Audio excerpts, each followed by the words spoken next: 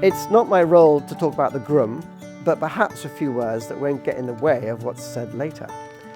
Originally a +1 at Daisy and Ed's wedding in 2019, he knew only one person who is himself working from home today.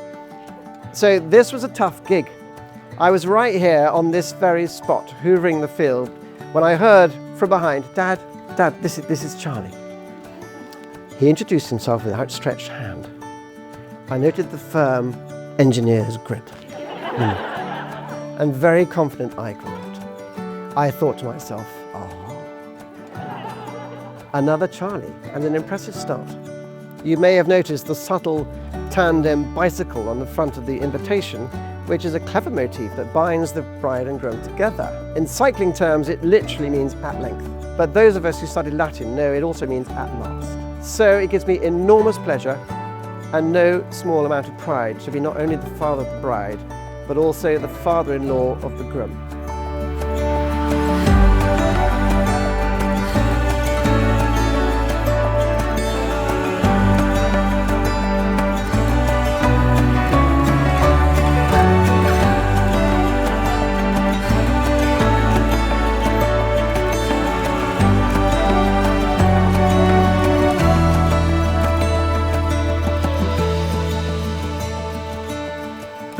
There are a few more people I'd like to thank, but the biggest, the most important, I actually just have to do first, and that's to you, Zanna, for being the most wonderful person to go through life with, yet especially radiant today.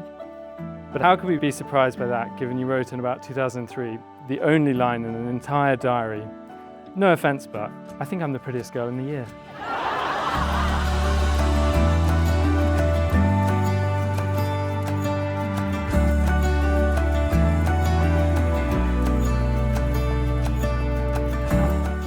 You make it very easy to love you in the ups and the downs. And between us, there's nothing that hasn't been fixed by a bowl of pasta on the sofa in front of some good telly. You quietly work on your health every single day without complaint or any hint of injustice, and you don't let yourself see how impressive that is. You often worry that you worry about lots of things, but you're only worrying because you're so full to the brim with hopes and dreams about the future, and you care so much about what that will look like, which is my favourite thing about you. And this is why each time I wake up to that little roar, I couldn't be happier to spend the day with you, regardless of whether I'm the pride or the prey that morning. So, no offence, but I think I'm the luckiest man in the world.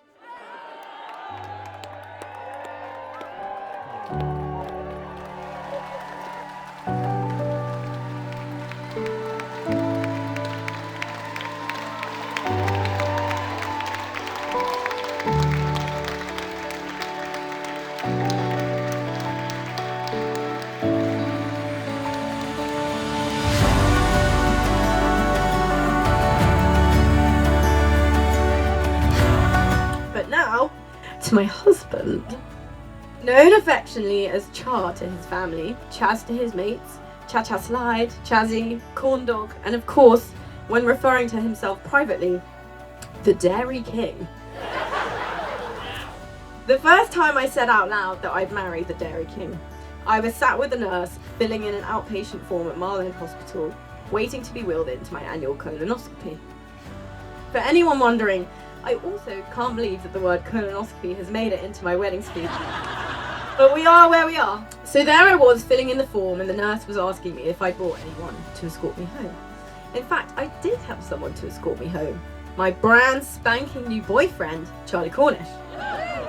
It was 2019. Charlie and I had been dating for about 4 months. So on we went with the form, and after ticking yes in the sedation box, the next question rather stopped me in my tracks. If yes, who will be escorting you home? Spouse, parent, friend, or carer? I'd never in my life had to think about a question like this before. Either mum or dad had accompanied me to these appointments until now, so I'd always just put parent. Suddenly, this felt like a very big moment. I suppose I could have put friend. He was only just my boyfriend after all, but it felt like that just didn't cut it. So I grabbed the pen, ticked the spouse box, and said,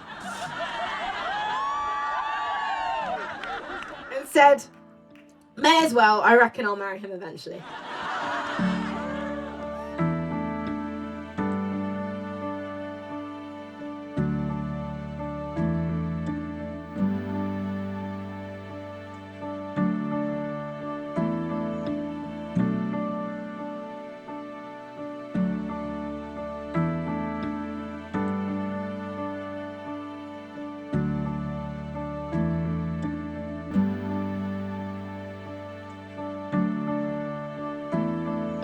So please raise a glass to a perfect and unlikely team. The woman who starts each day with a small lion's roar, and the man who wanted to spend the morning before his wedding at a vintage tractor festival. To Charlie and Zanna.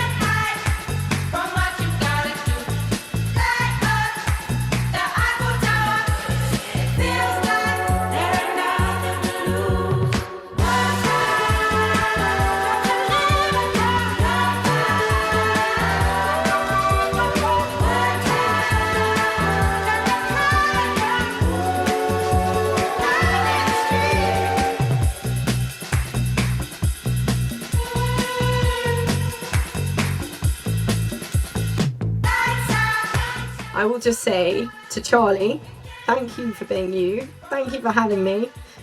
Oh, for God's sake. I completely adore you and I'm so proud to be your wife.